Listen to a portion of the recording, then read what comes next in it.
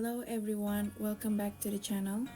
Most of us want to start this year strong and with positive mindset. However, sometimes no matter how high or how simple our resolution is, this year can be a truly life-changing year if we focus on becoming the best version of ourselves. And the best part is, there is a simple method anyone can start to make it happen. And I'm going to share it with you today. These past few years, I've built a habit to let it out big emotions and practice to listen to myself. Whenever I have problems, whether it's personal ones I face to grow better, or external conflicts I may have related to cultural differences in these 18 years living abroad. I sort out the feelings, the facts, the info, and the situation. Should I adapt or should I just make my own rule? Or maybe taking the advices that people give me. I can do this method all by myself with just a pen and a notebook. It's just like creating a best friend version of myself that I can talk about my problems all day long. Because in the end of the day, I think the one making the decision in our life is ourselves. Or even a complex problem involving other people like family or close friends, I think we should use our voices. But how do we know what voice to use? So I create these habits with my morning journals. But rather focusing on the title of what it is, let's talk about how to use it, so you can start changing your life too. Before we go into the method, let's prepare what you need for this journaling exercise. First, you need a notebook. Any type, any size is okay. But I suggest to use a flat and stress-free papers. If you just want to try out the method, you can even use leftover pages from the notebook that you already use, or small size notebook, it doesn't really matter. The second one, you will need 3-color pen. Whether it's 3 colors in one pen or 3-color pen separated, it's your choice. Either one is fine. Just make sure that the color looks contrast to each other. Then you will need a quiet place where you can be focused and relax your mind. The last thing you need is time. On average, I spend 30 to 60 minutes to do the morning pages, but you might spend less or more. It's called morning pages and suggested that we do it in the morning, but really it doesn't have to be. Just any time of the day that suits your schedule is fine. If you have these things ready, then let's dive into the method.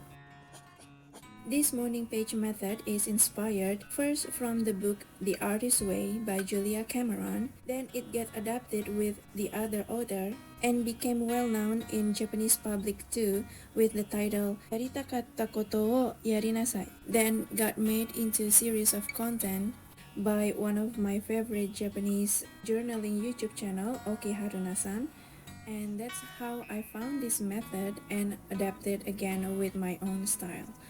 Okay, so let's get it started with the step 1. First is to write your recent big feelings. I usually open my morning journal once I get too emotional about something, or that could be there is something stay on my mind and I couldn't turn it off and move on to the other things. So I have the urge to write it as soon as I can. How to write it is actually just describe with your pen those feelings, elaborate what happened from the start and why you feel what you feel right now. Whether it's a ranting or complaining or whining or negative dark thoughts, for now it's all allowed and it's all okay. Usually I don't show my morning journal to others, not even to Mr. Tanuki, my husband, but not all the time. Like this one, I can show you as example how to write the first step. So I'll read it to you, the first page of this journal, what I wrote on the black ink on August 20, 2024. Such a relief to recover the morning journal after a year unattended. I guess my problem doesn't really change at all from last year, though I think I can change my effort regarding time. Why I don't have time always. I really want to start what I want to do and not just stopping here only on the hype train. I want to make myself and my family proud. You can write whatever you want and whatever language you prefer. Allow yourself to let things out and be vulnerable. Because papers don't judge. Papers will be still papers no matter how we cry on it, or how upset or how angry you are to someone or something else. Even if you're using curse words, paper just don't censor anybody. But the things you write is your story, it's a part of you and is a part of your life, so let it out. It is indeed okay to let it out your emotion, but from my experience, this step will decide how long you will spend on this journal. I recommend to keep one main problem at a time, because the longer you let yourself whining, God knows how many problems can stack together. At least that's my experience. Then the next step is to have conversation with yourself. For this step, you can use red ink. This is probably the most important part of this journal method. After you wrote down your feelings, on step 1, the next step is to listen to yourself first. In this case, read the first step that you just finished writing on the black ink. Read like you are listening to yourself. Then with a red pen, highlights the parts that you think is the key emotion. After that, write your comment about things you just read. What do you think about it now? After you write and read your own feelings. Do you still feel the same? Do you want to validate your feelings? Now that you give it a time and space from your big feelings, maybe you see it as a different thing. There are many ways you can comment on yourself. For example, you can comment on what do you mean when you say that, or why do you think the situation become like this.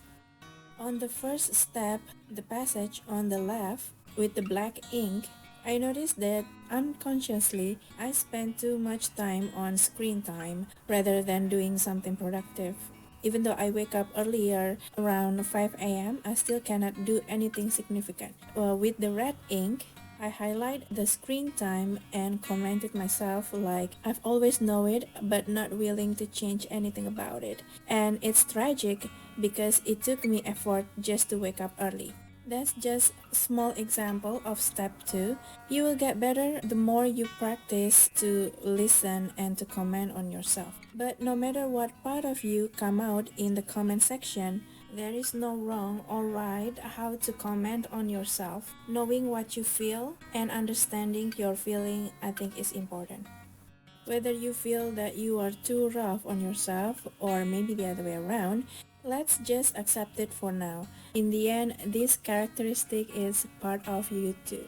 If you realize you don't like the type of person that commenting, how about trying to be the person that you want next time and see if you like it or not? For the last step, step 3 is to write a summary concluding the situation. Write it on a different color other than black or red. Here, let's keep it short and honest. If you can already think of the actions like during the writing, then you can add more details to the action list. But if not, let's leave it for the next journal entry. Remember that the goal is not to produce change all of a sudden. The goal is to allowing big feelings and accepting yourself and your situation so that you can embrace the change in the near future. The benefits of this journaling method is mainly two things. First one, it's a tool to go to your thought process and essentially to know yourself better. Like, what bothers you the most? How would you react on difficult situation? What doesn't bother you that much anymore? How you see this person or this problem? It's to have tangible written text from your thoughts to paper that you can actually read and recognize yourself and accepting your character. This is why keep practicing to face yourself is important. The second benefit is to show up better to the other side. Whether it's to the other person or to the problem that you're facing, sometimes in the moment of heat, we cannot really think wisely. Sometimes we say things that we don't mean. Sometimes we don't know what we mean. Hopefully with this journal method, you can be more thoughtful, to be more mindful with your counterparts. It's worth trying to get better in relationship with yourself and the people who are important or matter to you the most. Additionally, it also can build your self-esteem and maintaining your mental health. I hope you can try this method with one case at a time. Perhaps you can start with the things that bother you the most right now. I suggest to just start without overthinking in other details. Start it with the basic tools and just your time and your relaxed mind. It's enough. My morning journal is always the most messy, but it's the most dearest and certainly the most private to me. If you want to commit to build the routine for this journal method, I suggest to keep the setup simple and make the journal to be accessible to you at any time. If you like this kind of content, don't forget to like this video and subscribe to the channel for more journaling habit and method. Until next time, see you!